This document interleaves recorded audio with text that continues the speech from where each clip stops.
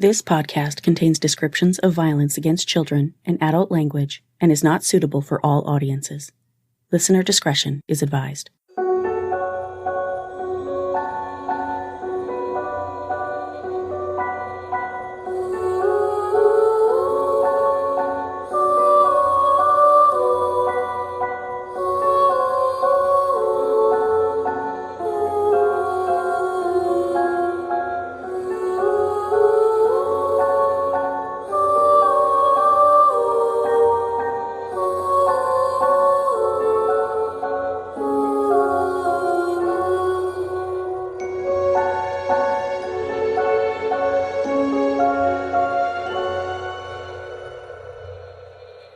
Hi guys, and welcome to Suffer the Little Children, the true crime podcast giving voices back to the victims of child abuse and shining a harsh spotlight on the parents, guardians, and caretakers who silence them. I'm your host, Laine, and this is episode 43, Case Update Special. In this episode, I'll provide updates on some of the cases I covered on early episodes of the podcast, which is something I hope to do periodically going forward. My sources for this episode were the Northwest Herald, the Daily Herald, CBS Chicago, the Chicago Tribune, NBC Chicago, ABC 7 Chicago, the Daily Mail, Facebook, Newsday, News 12 The Bronx, Patch, the Montgomery Herald, the Register Herald, the Bozeman Daily Chronicle, Montana.gov, Wikipedia, KHQ, 13 News Now, various prison and state and county court portals, official documents, and in some cases, family members. First things first, I want to give a quick shout out to my newest patron, Stacy from Texas. Thank you so much, Stacy. Every monthly pledge gets me that much closer to my ultimate goal of devoting myself full-time to the podcast and the blog. If you'd like to support the show with a monthly pledge, you can visit www.sufferthelittlechildrenpod.com and click Become a Patron in the upper right corner. To make a one-time donation, you can visit www.sufferthelittlechildrenblog.com/support. I appreciate every single one of my listeners, readers, and patrons. Thank you so much for your support. One more thing before I get started. Please give a listen to this promo for a fantastic true crime comedy podcast about the dark side of online dating. You Should Have Ghosted. Hello! We are You Should Have Ghosted, a true crime online dating podcast. I'm Shayna, and I love true crime, wine, and I met my husband online. I'm Liz, and I'm single and exploring online dating. We're ex-coworkers who became best friends through our obsession with true crime podcasts and decided we should make one of our own. You Should Have Ghosted is a podcast that we hope will enlighten people to the dark side of online dating and shine a light on serious issues with accountability in the dating app world. Join us for dark stories and cringy content. See you next Tuesday! Before I get into the updates, I also want to address something that's come up a couple times in recent comments. It seems some people take exception to the name of my podcast. My best guess is that they're interpreting it literally, in the modern sense, rather than understanding the reference, so I wanted to give a little background about why I chose Suffer the Little Children as the name of both my blog and my podcast. Back in February, I posted an explanation on sufferthelittlechildrenblog.com, and it's been my pinned post ever since. I may have mentioned this in a previous episode as well, but I thought it was worth bringing up again in light of the recent comments. I'm not a particularly religious person, but I have my own spiritual beliefs, and I have a strong sense of right and wrong. I'm a highly empathetic person, and I adore children more than anything else in the world. For that reason, even though I have to admit I've never read the Bible in its entirety, a couple of passages have caught my attention over the years. The first quote comes from Matthew 18:1-10. At the same time came the disciples unto Jesus, saying, Who is the greatest in the kingdom of heaven? And Jesus called a little child unto him, and set him in the midst of them, and said, Verily I say unto you, except ye be converted, and become as little children, ye shall not enter into the kingdom of heaven. Whosoever therefore shall humble himself as this little child, the same is greatest in the kingdom of heaven. And whoso shall receive one such little child in my name receiveth me. But whoso shall offend one of these little ones which believe in me, it were better for him that a millstone were hanged about his neck, and that he were drowned in the depth of the sea. The way I interpret this is that small children are innocent, loving, forgiving, affectionate, and without guile, and Jesus wanted his followers to manifest the same traits. From this passage, it also sounds like Jesus had zero patience for anyone who would harm a child, which I can certainly get behind. Then there are the passages from which I chose the title of the blog and the podcast. From Matthew 19:13 through 15. Then there were brought unto him little children, that he should put his hands on them and pray, and the disciples rebuked them. But Jesus said, Suffer little children, and forbid them not to come unto me, for of such is the kingdom of heaven. And he laid his hands on them, and departed thence. From Luke 18:15 through 17. And they brought unto him also infants, that he would touch them. But when his disciples saw it, they rebuked them. But Jesus called them unto him, and said, Suffer little children to come unto me, and forbid them not, for of such is the kingdom of God. Verily I say unto you, whosoever shall not receive the kingdom of God as a little child shall in no wise enter therein. Basically what Jesus was saying to his apostles, who were trying to keep the children from approaching Jesus, was that they shouldn't prevent the kids from reaching him. He wanted his followers to be like these children in order to get into heaven. So the bottom line is this. Jesus preached patience for and kindness toward children and valued adults with the same character traits as children display. I'm fully on board with that, and from that came the name of my blog and my podcast, Suffer the Little Children. In the examples I gave, the word suffer actually means permit. The subject matter of the stories I cover fits in with the modern usage of the word suffer, of course, and I'm all about a little wordplay. However, the most compelling reason I chose the name was the biblical reference. It also doesn't hurt that there is a Stephen King short story in one of his collections with the same title. I've been a huge Stephen King fan since I was 12 years old, so naturally that tends to stick with me. Another question I get frequently is, how can you stand to write and podcast about these stories? That is a fair question. Being as empathetic as I am and caring about children as much as I do, these stories are brutal to research and to cover, but because I feel so strongly about making this world a better place for kids, I feel it's my calling in life to keep telling these stories, for a few reasons. One, the people responsible for harming the children I write about should have their names and faces blasted out across the internet for the world to see. Anyone who could do what these people have done, allegedly in some cases, to a child deserves public vilification.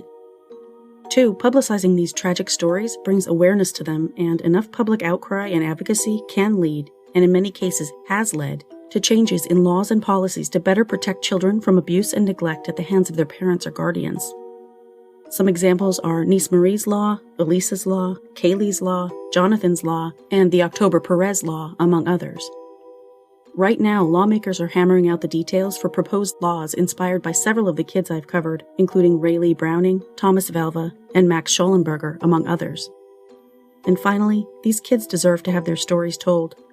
Their voices were stolen from them at tragically young ages, and they didn't have the opportunity to tell their own stories, so it's very important to me to do it for them.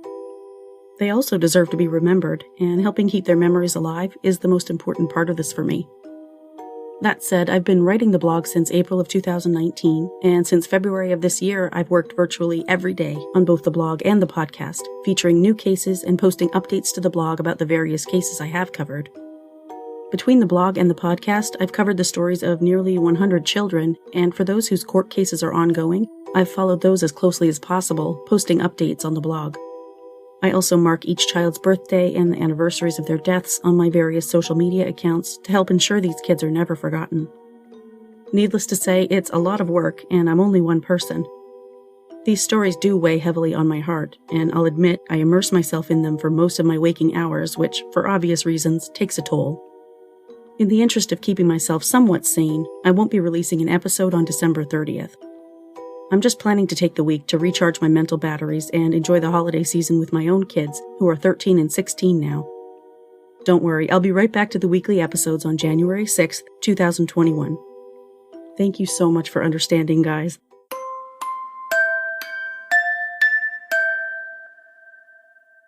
In episode 1, I covered the story of 5-year-old AJ Freund, whose parents reported him missing on April 19, 2019, from their dilapidated, trash-filled home in Crystal Lake, Illinois. Since that episode, a ton has happened in AJ's case, including some measure of justice, which I'll get into. I mentioned this in a subsequent episode, but in case anyone missed it, on March 4, 2020, the home at 94 Dole Avenue, where AJ was beaten to death by his mother, was demolished. Neighbors and members of the Crystal Lake community lined the street to watch the House of Horrors come down and to honor AJ's memory. Many recorded the demolition with their cell phones. The house on Dole Avenue was in terrible condition, racking up 41 code violations, including mouse droppings, mold, missing flooring, subflooring, plaster and drywall, animal waste, trash, and locks on interior doors, including AJ's bedroom and even his closet, both of which were padlocked from the outside. After it was deemed uninhabitable by the city of Crystal Lake, it stood unoccupied since the arrest of AJ's parents, Andrew Freund Sr. and Joanne Cunningham, almost 11 months prior. The house was torn down with all of the family's belongings still inside, reduced to a pile of rubble. Next is an update on AJ's case that I covered in episode 22, which was the sentencing of his mother, Joanne, who pleaded guilty in December of 2019. Her 2-day sentencing hearing took place on July 16th and 17th, 2020. Episode 22 was full of fascinating and compelling testimony from the sentencing, at the end of which Joanne was sentenced to a pathetic 35 years in Illinois State Prison. At the beginning of August, Joanne was transferred to Logan Correctional Center in Lincoln, Illinois to begin her sentence. There is some good news in AJ's case at least. On September 10th, 2 former employees of the Illinois Department of Children and Family Services were arrested for their failure to act to save AJ. The DCFS workers in question are 54-year-old Carlos Acosta, who was the caseworker overseeing AJ's case in 2018, and his former supervisor, 48-year-old Andrew Polovin. After an internal investigation into their handling of AJ's case, DCFS Inspector Merrill Paniak recommended the men's termination, saying they ignored opportunities to intervene and failed to see the totality of the problematic history of the Cunningham Freund family, which included drug addiction and allegations of abuse and neglect. Both men left DCFS in December of 2019. At the time of his contact with AJ's family, Acosta's caseload was above the allowed threshold based on a federal decree. According to the Illinois Comptroller's Office database, Acosta's salary in 2019 was $95,900. Polovin's was $189,000. Each man was charged with 2 felony counts of endangering the life of a child and 1 felony count of reckless conduct. They both bonded out almost immediately, and their cases are currently pending. Finally, during a negotiated plea hearing on the afternoon of Friday, September 18, 2020, Drew Freund accepted a plea agreement in which the majority of his criminal charges were dropped in exchange for his guilty plea to 3 charges: aggravated battery of a child, involuntary manslaughter, and concealment of a homicidal death. As a result of the agreement between the prosecution and the defense, Judge Robert Wilbrandt sentenced Drew on the spot. For count 1, aggravated battery of a child, a Class X felony, Drew was sentenced to 11 years in the Illinois Department of Corrections, with 3 years of mandatory supervised release to follow. He will serve a minimum of 85% of that sentence. For count 2, involuntary manslaughter, a Class 2 felony, Drew was sentenced to 14 years in prison with 2 years of mandatory supervised release. He will serve a minimum of 50% of that sentence. For count 3, concealment of a homicidal death, a Class 3 felony, Drew received 5 years in prison with 1 year of mandatory supervised release. The 3 prison terms are to be served consecutively for the protection of the public. Since he was given credit for his time served since his arrest, which totaled almost 17 months, that means Drew could be walking the streets as early as February of 2038. According to the Illinois DOC website, Drew's projected parole eligibility date is January 23, 2043, and his projected discharge date is January 24, 2046. When Drew is released from prison, he must register as a violent offender against youth. He must also cooperate in the ongoing DCFS investigation into AJ's death, including giving truthful interviews. Finally, he must participate in a series of interviews with the FBI's National Center for Analysis of Violent Crime, Behavioral Analysis Unit 3, for research purposes, which will take place over a period of several days. I hope to God they publish those interviews or at least the transcripts. I don't believe Drew was physically responsible for AJ's death, but he certainly had every opportunity to intervene. He knew what Joanne was doing to that little boy, and he allowed it. I'm very interested in the psychology behind that mindset. Drew's DOC profile currently shows his offender status as reception, and he's located at the Northern Reception Center of the Statesville Correctional Center. He will remain in reception status until he's transferred to a permanent institution. The processing time varies for each inmate at the reception center, where privileges and movement are limited. In his prison photo, he looks a bit like if the Unabomber and Santa Claus had a baby who was born elderly and homeless. I can't deny I shed a few bitter tears after Drew's sentencing hearing ended. AJ stole my heart from the moment I first saw his photo. He was the first child I covered on both the blog and the podcast, and after combing through his story over and over again, I can't help thinking he deserved better, both in life and in death. I'm sure we can all agree that his murderers, particularly his mother, for actively committing the ultimate betrayal against her son, deserved more time in prison than they received, but I can't fault prosecutor Patrick Keneally for negotiating plea bargains with both Joanne and Drew. Prosecutors often do so for a variety of reasons, not the least of which is to save the state's taxpayers millions of dollars for a costly trial. On top of that, there's no guarantee that taking a defendant to trial will result in justice either. If we learned anything from the 2011 trial of Casey Anthony for the murder of her 2-year-old daughter Kaylee in 2008, it's that even the most obviously guilty defendants can be acquitted if the jury is stupid or gullible enough, or if the prosecution's case fails to live up to the CSI standard. This is what will have to serve as justice for AJ, at least as far as his parents are concerned. No matter what, though, I know I'll never forget AJ, or allow his memory to fade, or his face to be forgotten.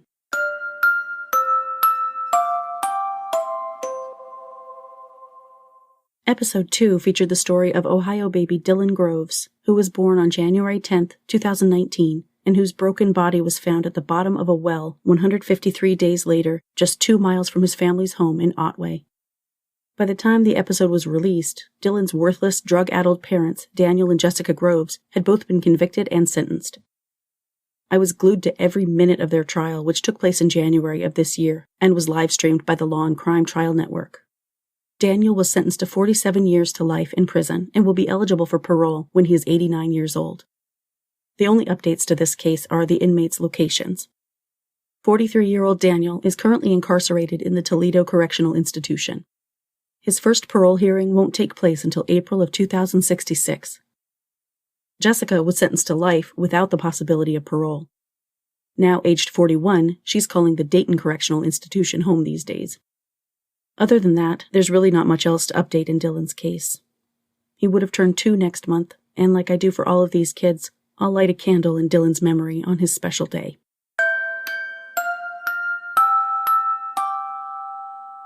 The next story I covered was that of 6-year-old Zamir Perkins, the subject of episode 3. Zamir died on September 26, 2016 after months of chronic abuse by his mother, Geraldine Perkins, and her boyfriend, Raheem Smith. While squatting in a Harlem apartment without electricity, Raheem savagely beat Zamir with a broken broom handle and a shower curtain rod, hung him from a hook on the bathroom door, and finally threw him into a bedroom to die between the wall and the bed. Geraldine cleaned the apartment, read her Bible, and put on some makeup and a wig before carrying Zamir, already dead, to the emergency room hours later. Zamir suffered from malnutrition as well as multiple acute injuries, including at least 30 healed rib fractures, various lacerations, scrapes and bruises, and a contusion on his head. His injuries were compared to those of someone who had been hit by a car. Geraldine accepted a plea deal, pleading guilty to manslaughter and agreeing to testify against Raheem in exchange for a paltry sentence of 2 to 6 years. Raheem was convicted on January 20, 2020 of second-degree murder, first-degree manslaughter, second-degree manslaughter, and 2 counts of endangering the welfare of a child. His sentencing has been scheduled and rescheduled multiple times since then, delayed further by the pandemic. He was most recently scheduled to be sentenced on December 3rd, but once again, the hearing was continued. He is currently being held at the Vernon C. Bain Center Jail Facility in the Bronx and is scheduled to receive his sentence on April 1st, 2021. As for Geraldine, I was unpleasantly surprised a few months ago when I learned she was released on parole in September of this year. 30-year-old Geraldine Perkins walked free from the Bedford Hills Correctional Facility for Women on September 17th. This is yet another case in which a plea agreement allowed a terrible person to receive a sorely inadequate sentence. But again, plea agreements are a little like deals with the devil. In this case, to ensure Raheem Smith's conviction, prosecutors likely felt they had no choice but to offer Geraldine a deal. If they hadn't, she and Raheem almost definitely would have pointed the finger at each other, and that could have led to both of them walking free, or being convicted on much lesser charges. At the very least, with Raheem convicted, there is some measure of justice for the 6-year-old boy whose loving family called him Zai Zai.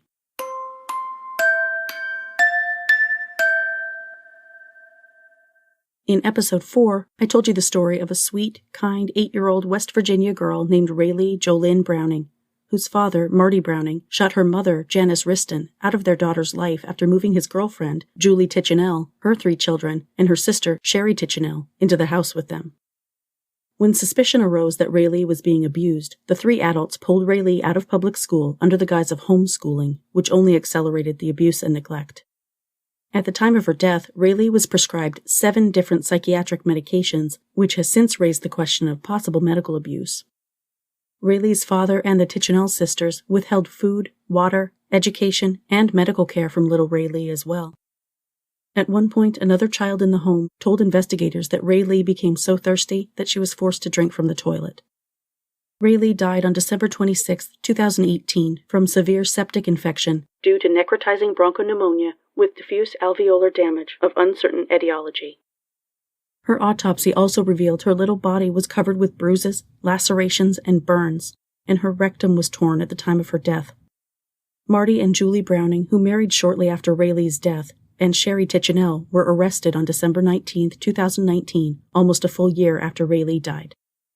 Each was charged with both death of a child by a parent, guardian, or custodian, and child neglect resulting in death, and finally, on June 18, 2020, all 3 were indicted on their charges. West Virginia is very stingy when it comes to making details known about ongoing criminal court cases, and on top of that, a gag order has been issued in Rayleigh's case, so it's next to impossible to get any information. The indictment is the most recent update I have, but at least we know these 3 pathetic excuses for human beings will at some point be tried for what they did to Rayleigh. Both Janice, Rayleigh's mom, and Rayleigh's stepdad, Jeremy, reached out to me in June to let me know that they enjoyed my episode about Rayleigh. Jeremy told me, "You are the voice for Rayleigh Lynn. We are very pleased with your podcast and urge you to keep talking about Rayleigh. She was a beautiful little girl with a heart so full of love." Janice, who shared several beautiful and heartbreaking photos of her little girl, said, "Rayleigh was my heart, and now and forever it will always be broken. She was the most adorable, sweet, smart, innocent, loving, happy, healthy, snuggly baby girl with a heart full of love." Since Rayleigh gained her wings the day after Christmas 2 years ago, this time of year has to be difficult for Janice, Jeremy, and Rayleigh's siblings, and my heart goes out to them. They will absolutely be in my thoughts during the holiday season.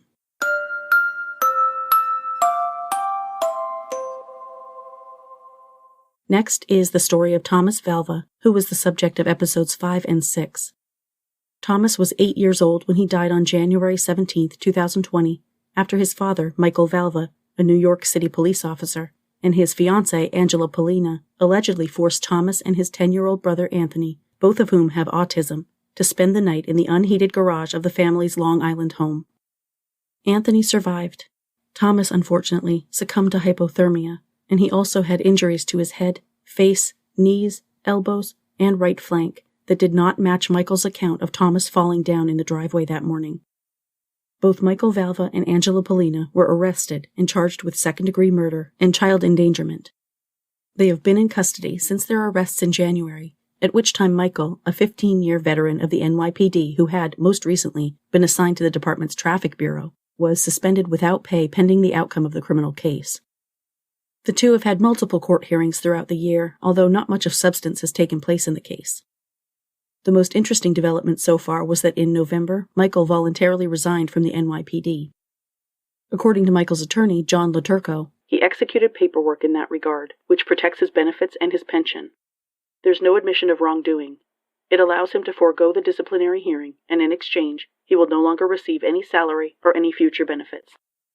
Well, so much for protecting his pension, because according to NYPD spokesman Sergeant Jessica McRory, Michael Valva resigned without permission from the police commissioner. He will not be receiving a pension. However, he will receive any money he contributed to the pension system back. Both Michael and Angela have pleaded not guilty to the charges against them and face 25 years to life if convicted. Laturco also told reporters he planned to file a motion for severance of Michael and Angela's cases, saying their defenses are antagonistic. As far as I can tell, that means they're planning to blame each other for Thomas's death. The boys' mother, Justina Zubko Valva, spent years documenting the abuse Michael doled out on their 3 boys, especially Anthony and Thomas, both of whom had special needs. Thomas and Anthony were often sent to school with inadequate food, wearing filthy, sometimes urine-stained clothing, or even diapers despite their advanced ages. School officials made reports to CPS about this, as well as seeing the boys eat scraps out of garbage cans. Justina repeatedly reported the boys' severe abuse to Child Protective Services, the police, family court, and anyone else who would listen, but her pleas fell on deaf ears. Her story is one of the most egregious examples I've ever seen of the failure of CPS and the family court system to protect children who clearly needed it. I've seen it time and time again. The family court system, unfortunately, tends to favor men, especially those with wealth and connections. In June, Justina filed a $200 million wrongful death lawsuit against multiple parties, including several CPS caseworkers, investigators, and supervisors, the East Moriches Union Free School District, the principal and superintendent of Thomas's school, Nassau County Supreme Court Justice Hope Schwartz Zimmerman, Donna McCabe and Ethan Halpern, both attorneys assigned to represent the Valva boys, Suffolk County Department of Social Services County Attorney Randall Ratchey, and Michael Valva and Angela Polina. In Justina's filing, her attorney, John Norensberg of Manhattan, stated that the tragedy started on September 6, 2017, when Nassau County Supreme Court Justice Hope Schwartz Zimmerman unlawfully, and without due process, a hearing, or supporting evidence against Ms. Zubko Valva, gave custody of her 3 children, including Tommy, to Michael Valva, even though a prior judge in the case had barred Valva from overnight visits.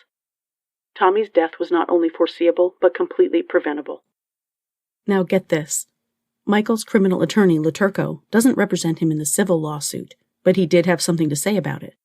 We do concur with his estranged wife that while there was systemic failure by CPS in the lack of their ability to remove the children in a timely manner, after we've reviewed the evidence, we have come to the conclusion that the children should have been managed more properly by CPS, as well as the school system.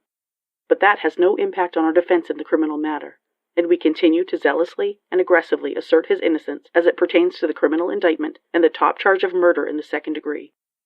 Whoops, time for one of my favorite sound bites.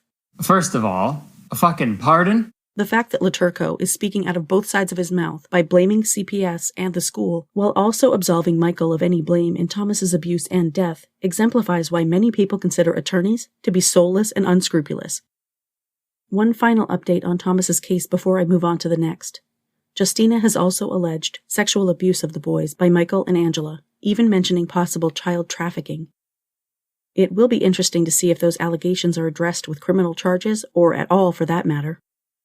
Justina, a Polish immigrant, recently tweeted, Tommy recently appeared in one of his brother's dream, being thankful for the Gregorian masses that we had ordered in his intention, and stating that they also helped many other souls to receive a gift of heaven.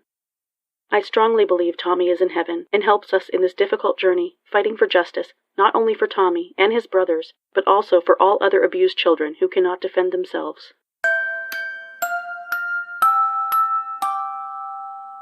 The next case with updates is that of 12-year-old Alex Hurley, whose story I told in episode 7. Alex died in February at the West Yellowstone, Montana home of his paternal grandmother and her husband. Alex was living with his dad, Tommy Tate, when Tommy died in 2018 of complications from surgery to treat his paralysis from an earlier ATV accident. Instead of sending Alex back to live with his mother, Alicia Davis, in Texas, Tommy's mother, Patricia Batts, swooped in and took her grandson into her home, but not out of the goodness of her heart. Although she has not yet been convicted of anything, it's suspected that Patricia took Alex in so she would receive Tommy's death benefits. While Alicia reportedly tried multiple times to contact Alex, Patricia stonewalled any kind of communication.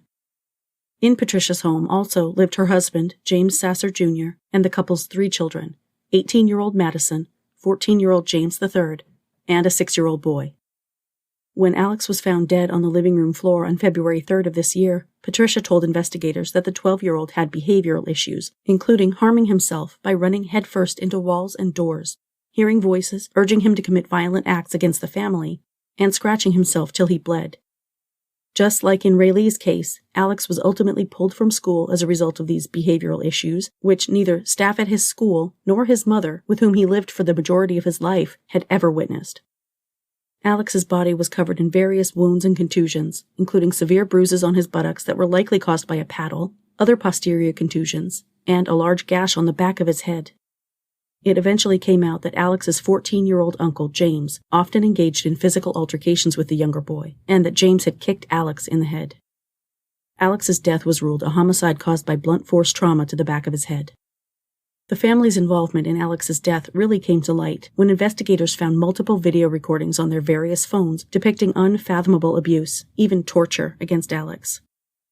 Patricia, in particular, forced him to perform physical exercise as punishment, beat him, forced him to stand, wet and barely clothed, in front of a fan, deprived him of food and sleep, and even had her 6-year-old son spray him in the face with rubbing alcohol. In one video, a family friend even got involved, beating Alex with a piece of wood. Ultimately, 5 people were arrested in connection with Alex's death: 48-year-old Patricia Batts, 47-year-old James Sasser Jr., 18-year-old Madison Sasser, 14-year-old James Sasser III, and 18-year-old Gage Roush. Since I released episode 7, there have been a few updates in Alex's case. Gage, the family friend, requested his bail of $50,000 be lowered so he could get a job and live with his grandmother, but Gallatin County District Judge Holly Brown denied the bond reduction, citing threats made against Gage by people both out of state and in West Yellowstone. She said, "The community of West Yellowstone is notably small, and people are very aware of who is there and where they are and what they're doing. There are concerns related to our community reaction that could put Mr. Roush at risk, and it certainly could put other community members at risk." She also cited the severity of Gage's charge as another reason for her decision. Gage, who has no criminal history or record of violence, is charged with felony assault on a minor. On May 8th, Madison Sasser appeared before Judge Holly Brown, alongside her attorney, Elizabeth Montoya, where she entered not guilty pleas to both of her charges, aggravated kidnapping and negligent homicide. Prosecutors allege Madison was well aware of the way her brother and her mother physically abused her nephew, and even witnessed James III smashing Alex's head into a wall so hard it left a dent in the plaster just 2 days before Alex died. Text messages Madison sent her boyfriend also indicate she was involved in the abuse to a degree. In one message, she texted, "I'm so heartless to him, dude, honestly. I beat the shit out of him just now." Later, she added that she beat the shit out of him, my fucking hands hurt. Also in May, Gallatin County Prosecutor Bjorn Boyer filed a notice with the court stating his intention to seek the death penalty against Patricia Batts, who has been charged with 4 felonies: deliberate homicide, aggravated kidnapping, criminal child endangerment, and strangulation of a partner or family member. Patricia is accused of being the ringleader of this fucked-up family circus, initiating the culture of abuse in the home against her own dead son's little boy by beating and torturing Alex and guiding her monstrous teenagers to do the same. Even if Patricia is convicted and sentenced to death, whether or not the death penalty would ever be carried out is up in the air. The last time an inmate in Montana was executed was in 2006. There are currently 2 people on Montana's death row in the maximum security unit at Montana State Prison. William J. Gollahan, who was convicted in 1992 of deliberate homicide after murdering 5 other inmates during a prison riot in 1991, and Ronald Allen Smith, who was convicted in 1983 of 2 counts each of deliberate homicide and aggravated kidnapping. Smith was sentenced to die 37 years ago, and he's still on death row. It says a lot about Alex's case that prosecutors are even bothering to seek the death penalty. It may be more of a symbolic gesture than anything, and I'm staunchly against capital punishment for a variety of reasons, but if the allegations against Patricia Batts are true, there is no one more deserving of the ultimate punishment.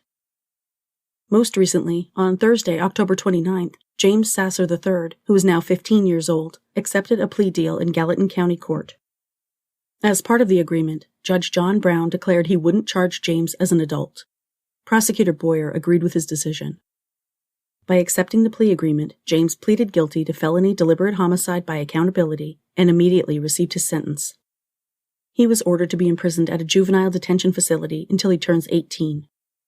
Once he's released, he will remain on probation until he is 25. He has been ordered to remain in mental health counseling during the entirety of his detention and probation. He will not be required to register as a violent offender, and he cannot have unsupervised contact with anyone under the age of 18, with the exception of fellow detainees. He was also ordered to pay $500 in restitution to the Crime Victims Compensation Fund. In a written statement detailing the crime, James said he had been duct-taped to Alex the night before his nephew's death, which was a common tactic employed by the family, supposedly to prevent Alex from running away.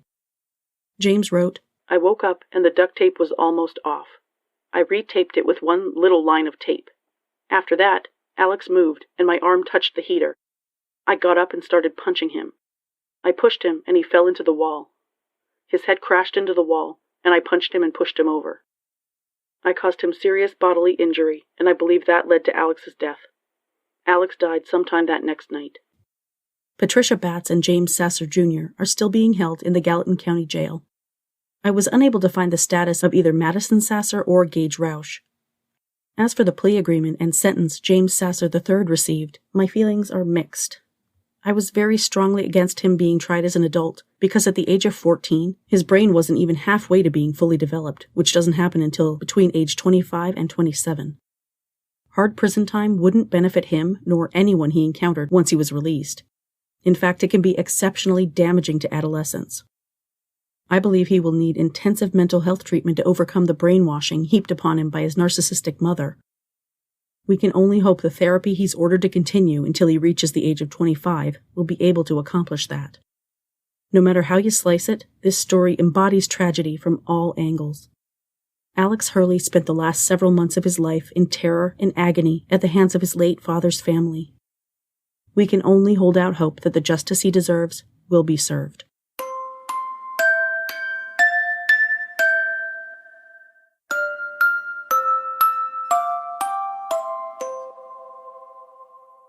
Episode 8 concerned a case I've been particularly interested in for many years, a case that was among the few I consider the impetus for creating my blog in the first place. Alyssa Guernsey was 16 months old when she died on March 28, 2009, in Topeka, Indiana. An autopsy revealed unthinkable injuries to Alyssa's little body, including bruises on the top of her head, both on the scalp and in the tissue between the scalp and the skull. There were multiple bruises on the baby's face and a fresh contusion on her left thigh. She was missing patches of hair, which was determined to have been torn out rather than falling out on its own. She had suffered bilateral subdural hematoma, which means blood had collected between her brain and her skull on both sides of her head. Alyssa had 2 horrific lacerations inside her mouth where her gums met her lips on both the top and the bottom, and she also had a broken left elbow and a growth plate displacement, as well as internal injuries. Alyssa's death was ruled a homicide caused by blunt force injury to the head. For a few months prior to her death, Alyssa was in the care of her mother's cousin, Christy Schaefer, and her husband, Matt. Alyssa's daddy had recently died in a car accident, and her mom, Kelly Sprunger, had asked her cousin Christy to care for her 3 children while she worked through her worsening depression, which had, unfortunately, spiraled into drug use. Despite a great deal of evidence against Christy, LaGrange County Prosecutor Jeffrey Weibel chose to convene a grand jury for the first time in his lengthy career, rather than decide himself what charges should be filed. The grand jury indicted Christy on a Class B felony charge of neglect of a dependent, resulting in serious injury. Not murder, not manslaughter, not even a Class A felony charge of neglect resulting in death, even though Alyssa was very much dead, and her death ruled a homicide. Christy ended up pleading guilty and throwing herself on the mercy of the court, and it turned out that LaGrange County Circuit Court Judge J. Scott Vanderbeck had a hell of a lot of mercy for Christy, who happened to be the daughter of a prominent banker in town, with whom the judge had a friendly relationship. The judge, even taking the time to blame Kelly for her own daughter's death, sentenced Christy to 10 years, with 6 of those years suspended. He also told her attorney to come back after Christy underwent testing at the Department of Correction Diagnostic Center, at which time he would entertain a motion for her early release. Worse yet, when Christy and her attorney returned to court on August 11, 2011, Judge Vanderbeck literally freed her on the spot, ordering her to serve 6 months of home detention and 3 years of probation. So how much time in total did Christy spend behind bars for Alyssa's death? 77 days. No amount of public outcry and no number of protests could change a damn thing about it either. Besides Christy spending more time in prison for later allowing a meth lab to operate out of her home, she's gone all but unpunished for beating her cousin's toddler to death. Needless to say, much of the public's anger has been pointed in the direction of Judge Vanderbeck and Prosecutor Weibel, neither of whom had ever granted an official interview after the conclusion of the case. Judge Vanderbeck remains silent on the matter, but Jeff Weibel, who recently lost the race for an Indiana State Senate seat, agreed to an interview on my podcast, which you can hear in episode 25, Alyssa Guernsey Revisited. I asked Mr. Weibel every question I could think of in regard to Alyssa's case, and he was generally quick to answer. However, most longtime followers of Alyssa's case were of the opinion that Mr. Weibel's answers, to put it diplomatically, might be better put to use as fertilizer. I'll let you decide. Most importantly, though, the conversation about Alyssa Beth Guernsey is not over, and her memory will forever be kept alive by those of us whose hearts overflow with love for the little girl widely known as Baby Dragonfly. In fact, friend of the blog, Marshall Talbert, and a few of his friends recently drove from Indiana to the cemetery in Bronson, Michigan, where Alyssa's ashes are buried in her daddy's grave. A few years ago, members of an online group called Alyssa's Army, led by human superhero Bernadette Bucafori, designed and paid for a beautiful memorial bench, which was placed in Alyssa's honor in another part of the cemetery. I've had the opportunity since my first episode about Alyssa was released to visit the cemetery myself and pay my respects to Baby Dragonfly in person, which meant more to me than I can express. Well, as I mentioned, Marty Talbert and his friends visited Alyssa's bench recently and spent some time scrubbing it down, leaving it sparkling clean before decorating it for the holidays. I'll include some photos from Marty in the Facebook album for this episode. It's just heartwarming that there are still so many people who keep Alyssa's precious little face in their hearts. She might never get true justice, but she'll certainly never be forgotten.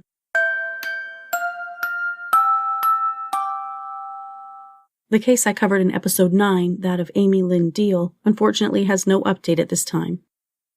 4 of the 5 members of Amy's family who were convicted in her death remain in prison, although her grandmother, Judith Deal, was released earlier this year, as I mentioned in the episode. Amy's cousin, Samantha Allen, and her husband, John, are the first Arizona couple ever sentenced to death. If any update comes along for Amy's story, I'll be sure to cover it on the blog and mention it in a future update episode.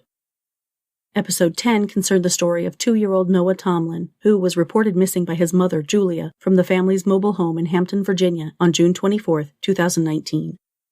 4 days later, amid a massive multi-day search, Hampton police arrested Julia and charged her in Noah's disappearance, announcing that they believed Noah to be dead.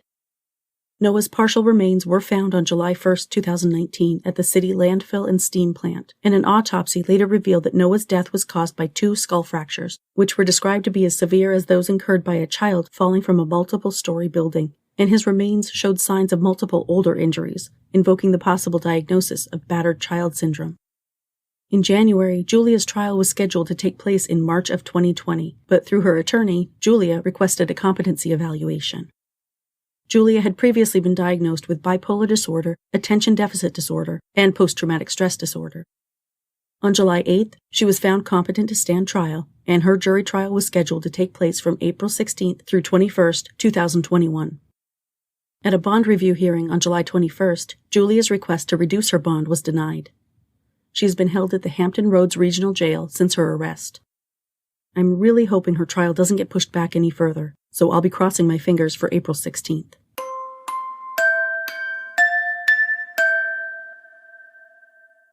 In episode 11, I told you the story of Logan Klein, an 11-year-old boy whose remains were discovered in the trunk of an abandoned car in Wichita Falls, Texas on February 26th of this year. This discovery came about as the result of a domestic violence report made in Las Vegas, Nevada by Logan's mother, 37-year-old Stormy Johnson, who told police that her 31-year-old boyfriend, Corey Trumbull, beat the living shit out of her with a pipe and choked her with a dog chain. Stormy suffered multiple broken bones, bruises, swelling, and lacerations, and required orthopedic surgery to repair the damage this Neanderthal caused. For the abuse allegations, Corey was arrested in Las Vegas and charged with misdemeanor domestic battery, as well as 4 felony charges: first-degree kidnapping, domestic battery with a deadly weapon resulting in significant bodily harm, domestic battery by strangulation, and coercion constituting domestic violence using threat or physical force. Stormy also told police where they would find her son's body, claiming that Corey was responsible for that too. Official autopsy results have not been released, but a friend of the family received a message from Logan's father, U.S. military First Sergeant Nicholas Cline, stating that Logan's cause of death was blunt force trauma. Stormy was arrested in Las Vegas on February 29th on a Texas fugitive warrant for tampering with evidence in connection with Logan's death. Corey, who was still in custody in Nevada, received 2 charges from Texas as well: tampering with evidence and capital murder. He was indicted on those charges in April. To make an already terrible story much worse, in March, both Corey and Stormy were charged in Nevada with a host of sex crimes, including possession of visual pornography of a person under 16, 3 counts of sexual assault against a child under 16, 2 counts of lewd acts committed by a person over 18 with a child of 14 or 15, and child abuse or neglect. The details investigators released about these crimes were incredibly disturbing. At the time these acts were allegedly committed, the couple was living in their pickup truck with Stormy's 15-year-old daughter and 3 dogs. Allegedly, Stormy spent much of that time period getting herself as fucked up on meth as possible to remove herself from reality. Well, in August, I spent several days looking into every case I had covered up to that point on both the blog and the podcast to find out the status of the various court cases. And while digging into Logan's case, I was surprised to find that the Nevada charges for both his drug-addled mother and her demonic boyfriend had been adjudicated, but it was never covered by a single news outlet. In the state of Nevada versus Stormy Johnson, a guilty plea agreement was accepted on May 1, 2020. It appears this agreement allowed Stormy to plead guilty to a single felony charge of child abuse. The rest of her Nevada charges appear to have been dismissed.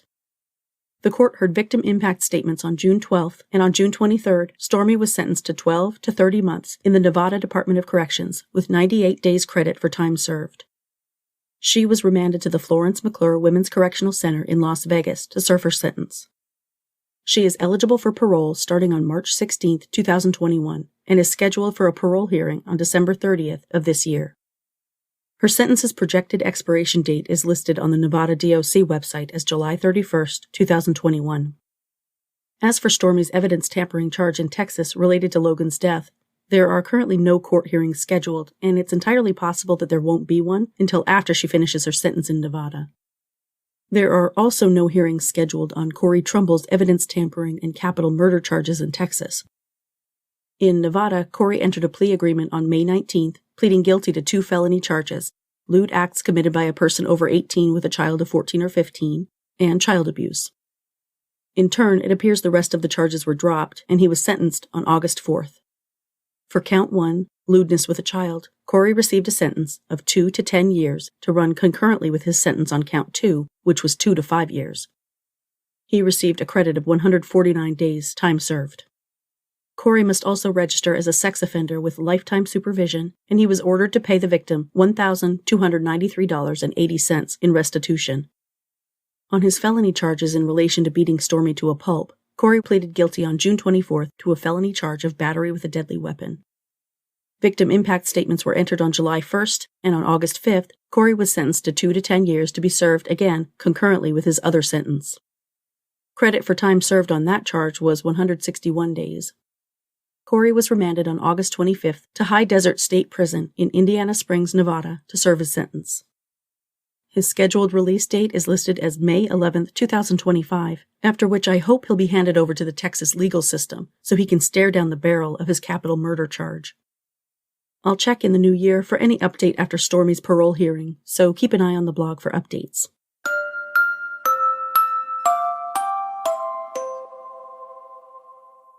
The last case I'll address in today's episode is the one I covered in episode 12, Amari Boone. Amari was 3 years old when he was fatally injured while in the care of his foster fathers in Fort Worth, Texas, on April 10th of this year. Amari and his 19-month-old brother were in foster care, to make a long story short, because his mother and father had lost their home and their transportation.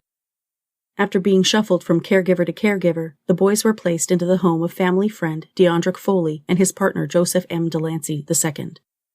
Amari's parents, Ariana George and Rodney Boone, were comfortable with the arrangement at first because they were both good friends with Dion.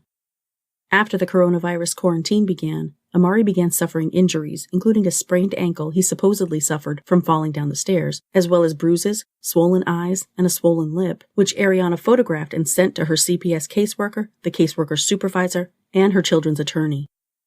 Despite these injuries, Amari's parents were forced to take the boys back to their foster home, although they requested the injuries be investigated. Amari was evaluated at Cook Children's Hospital in Fort Worth, and although a report noted that the bruises were concerning, a removal order was not issued. Amari suffered more injuries, including a split lip, which his foster parents explained away by saying his baby brother hit him in the face with a TV remote, and a black eye, which they said was caused when he ran face first into a fence. Then, on Good Friday, Amari was admitted to the hospital with extensive injuries. After 2 days in a coma, Amari was declared brain dead and removed from life support, and he slipped away at 1:19 a.m. on Easter Sunday, just 2 months away from his 4th birthday. Deandrick Foley and Joseph Delancey have not been named as official suspects by the Fort Worth Police Department, and to date, no arrests have been made in Amari's death, despite the Tarrant County Medical Examiner's Office determining Amari's death was caused by blunt force trauma to the head and ruling the little boy's death a homicide. Amari's 19-month-old brother was fortunately removed from his foster parents' home the same evening Amari was fatally injured. The Fort Worth Police Department has evidently written up an affidavit for at least one arrest, although the details of the affidavit are currently unknown. They submitted this to the Tarrant County District Attorney's Office in October and even told Amari's family that justice was coming for their precious boy. However, the District Attorney's Office has thus far refused to act on the affidavit for over 2 months now, stubbornly refusing to issue a warrant based on the Fort Worth PD's investigation. Many of us believe the DA's office is trying to cover its own ass, as well as the collective asses of CPS, Tarrant County, and the state of Texas. CPS bears a great deal of responsibility for Amari's death after failing to act on his parents' concerns, including photographic evidence, flimsy stories from his foster fathers, and a mounting number of injuries. Light for the Missing, a volunteer organization, maintains a Facebook group called Justice for Amari Boone, and on a Change.org petition demanding justice for Amari, they've collected almost 329,000 signatures. Amari was one of 9 children ages 4 or younger who were admitted to Cook Children's Hospital between March 17th and April 23rd of this year for injuries from child abuse. He was one of 3 children who died from their injuries. All 3 deaths were ruled homicides due to blunt force trauma. Cook Children's typically sees an average of 6 child abuse deaths in an entire year. The other 2 children, 4-year-old Stetson Blackburn and 3-year-old Erika Taylor, both died on March 21st. 2 arrests were made in Stetson's case on July 31st when his mother, Shannon Gray, and her girlfriend, Reina Sanchez, were charged with capital murder of a person under 10 in Stetson's death. Erika's accused murderer, her mother's boyfriend, Tony Mans, was arrested by the Fort Worth Police Department's fugitive unit on October 14th and also charged with capital murder of a person under 10. I hope to do another episode on Amari's case in the near future. It's his turn for justice, and his family and supporters will not rest until he gets it.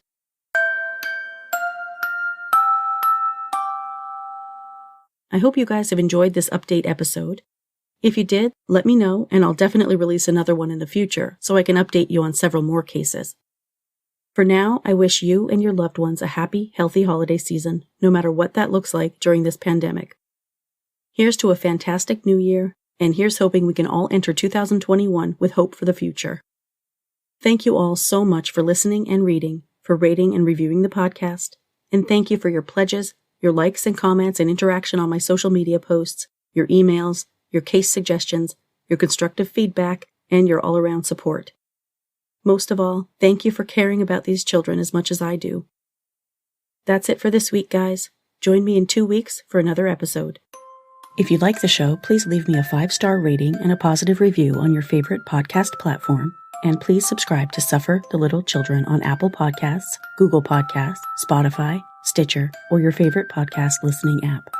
Email tips, comments, questions, or case suggestions to sufferthelittlechildren.pod@gmail.com. You can also subscribe on YouTube by searching Suffer the Little Children Podcast. Visit the website at www.sufferthelittlechildrenpod.com, where you can listen to episodes and become a patron for rewards ranging from a shout-out by name on the show to exclusive gifts. Follow the podcast on Facebook, Instagram, Tumblr, and Pinterest at Suffer the Little Children Pod, and on Twitter at STLCpod. View photos related to today's case on Facebook and Instagram. Read more about today's case and many others at sufferthelittlechildrenblog.com. This podcast was written, hosted, edited, and produced by Laine. Intro theme music is by Dream Note Music. Other music and sound effects for the show were created using sounds from audiojungle.net. Hug your babies a bit closer tonight. Until next week, bye guys.